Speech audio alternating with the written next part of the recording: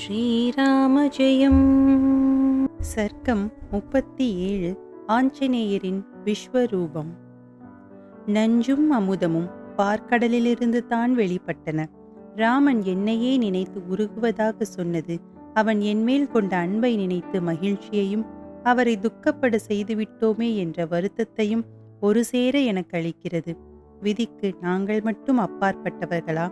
விபீஷ்ணன் என்னை ராமனிடம் ஒப்படைக்கும்படி சொன்ன வார்த்தைகளை ராவணன் ஏற்காமல் இருப்பது அவனது விதி. விபீஷ்ணன் ராவணனின் தம்பி. விபீஷ்ணனது மனைவி சூரசை தனது மூத்த மகள் அனலை மூலமாக எனக்கு அவ்வப்போது நடக்கும் விஷயங்களை சொல்லி அனுப்புவாள். நான் இன்னும் 2 மாதங்களே உயிருடன் இருப்பேன். ராமனின் பௌருஷத்தை நான் அறிவேன். நீ போய் பிரபுவிடம் எல்லா விஷயங்களையும் விபரமாக சொல்லு என்று சீதை துக்கத்தினால் குரல் தழுதழுக்க கண்ணீர் பெருக கூறியதும் ஆஞ்சநேயர் துடித்து போய்விட்டார். தாயே, விவேகியான தாங்களே இப்படி துக்கிப்பதா? என் முதுகில் ஏறுங்கள். நொடியில் ஸ்ரீராமபிரானிடம் தங்களை சேர்ப்பேன். ஹோமத்தில் போடும் வஸ்துக்களை அக்னி இந்திரனிடம் சேர்ப்பது போல பிரசவர்ணகிரியில் விளங்கும் அண்ணனிடம் தங்களை சேர்ப்பது என் பொறுப்பு. ஏன் வீண் கவலை? ராட்சசர்கள் சண்டைக்கு வருவார்களே, அதனால் என் உயிருக்கு ஆபத்து வருமோ என்றெல்லாம் நினைத்து சஞ்சலப்படாதீர்கள். எத்தனை பேர் தொடர்ந்து வந்து போரிட்டாலும் அத்தனை பேரையும் வெற்றி கொள்ளும் வல்லமை எனக்குண்டு. ரோஹிணி சந்திரனோடு சேர்ந்திருப்பது போல், இந்திராணி இந்திரனோடு சேர்ந்திருப்பது போல் நீங்கள் ராகவனோடு சேர்ந்திருப்பதை காண என் உள்ளம் தவிக்கின்றது. இத்தனை காவல் உள்ள ராஜ்யத்தில் நான் எத்தனை அனாசயமாய் வந்தேனோ அதேபோல் உங்களையும் எடுத்துச் செல்வேன். ஏறி அமருங்கள் என்று குனிந்தார். இதை கேட்டு சீதைக்கு ஆனந்தத்தில் மயிர் கூச்செறிந்தது. மாருதி, மரத்துக்கு மரம் தாவுவதை போன்றதல்ல என்னை எடுத்துச் செல்வது.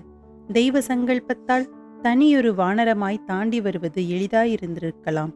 என்னை சுமந்து செல்வேன் என்பது அசட்டு தைரியம் என்றாள். என்னுடைய பலத்திற்கு இது பெரிய அவமானம் என்று நினைத்த ஆஞ்சநேயர் கொஞ்சம் கொஞ்சமாய் வளர்ந்து விஸ்வரூபம் எடுத்தார். வஜ்ராயுதம் போன்ற பற்கள், நீண்ட கூரிய நகங்கள், பார்க்கடலை கடைய பயன்பட்ட மந்திரமலை போன்ற உருவம். சீதை இதை கண்டு பேச்சடைத்து போனாள். அம்மா, இந்த இலங்கையை, இதிலுள்ள பர்வதங்கள், நதிகள், ராவணன் அவனது பரிவாரங்களுடன் பெயர்த்தெடுத்து போகும் வலிமை எனக்குண்டு என்பதை இப்போதாவது நம்புங்கள். ராம லக்ஷ்மணரிடம் துக்கத்தை போக்க இனியும் தயங்க வேண்டாம், புறப்படுங்கள் என்றார் அனுமார்.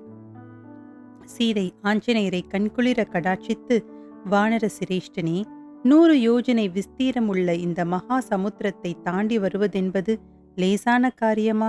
ராட்சதர்களின் கண்களில் படாமல் என்னை சந்தித்து சமாச்சாரங்களை சொல்ல எத்தனை நிதானமும் சாதுரியமும் வேண்டும் என்பதை நான் அறிவேன்.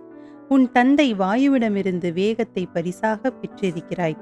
அக்னியைப் போல் தேஜசுடன் ஜுவலிக்கின்றாய். மாருதி, நீ ஆண் வர்க்கத்தினன். பதிவிரதைகள் பர்த்தாவையன்றி பரபுருஷனை தொடுவது பதிவிரதா தர்மத்திற்கு இழுக்கு. எதிர்காலத்தில் ராவணனும் ராமன் இல்லாத போது சந்நியாசி வேடத்தில் சீதையை அபகரித்து போனான். ரகுகுல திலகனான ஸ்ரீராமனும் மாருதியை அனுப்பி மைதிலியை தூக்கி வரச் செய்தான். இதில் ராமன் என்ன உயர்த்தி என்று தூஷணை பேச இடமாகிவிடும். அடுத்ததாக உன் வேகம் தாங்க மாட்டாமல் நான் மயங்கி விழ நேரிடும். திமிங்கலத்துக்கு நான் இரையாகிவிட்டேன் என்றால் ராகவன் அதை ஏற்றுக்கொள்வாரா? இதோ சூரியன் உதயமாக போகிறான். இப்போதே நாம் புறப்பட்டோம் என்றாலும் சற்று நேரத்தில் நான் இல்லாத விஷயம் காட்டுத்தீயென பரவிவிடும். ராவணன் ஆங்கையால் ராட்சத படைகள் பயங்கர ஆயுதங்களோடு உன்னை தாக்கும். நீயோ ரோஷக்காரன், சண்டை போடுகிறவர்களை எதிர்த்து வெல்லும் சுத்த வீரன். அவர்களோடு நீ சண்டையிடும் நேரத்தில் நான் மறுபடி சிறைப்பிடிக்கப்படலாம் அல்லது கோபத்தில் கொல்லப்படலாம். உனக்கு பொறுப்பில்லாதவன் என்ற பட்டம் கிடைக்கும். யுத்தத்தில் வெற்றி தோல்வி சகஜம். என்னை பிடித்து வைத்துக் கொண்டு சித்திரவதை செய்தால் நீ தாங்குவாயா? அல்லது நீ ஹிம்சைப்பட்டால் நான் பொறுப்பேனா? உன்னுடைய இத்தனை முயற்சியும் விடலுக்கிரைத்த நீராகும். அப்படியே நீ வெற்றி பெறுகிறாய் என்று வைத்துக் கொண்டாலும் ராமனுடைய கீர்த்தி பங்கப்படாதா? அதோடு நான் பிடிப்பட்டால் இன்னும் ரகசியமான இடத்தில் என்னை சிறை வைக்கலாம். என்னை காணாமல் ராகவன் உயிரை விடக்கூட கூடும். அதன் பின் தம்பியரும் தாய்மார்களும் சுக்ரீவனும் வானர சைன்யங்களும் கூட மாண்டு போகலாம். ராமனும் லக்ஷ்மணும் காற்றும் நெருப்பும் போல. அவர்கள் எதிரே ராவண சைன்யம் வெறும் பஞ்சு பொதி. ஒரு கணத்தில் சாம்பலாக்கி விடுவார்கள். கபந்தனையும் வாலியையும் வதம் செய்ததை நீயே சொன்னாய். நானும் அவரது பராக்கிரமத்தை அறிந்திருக்கிறேன்.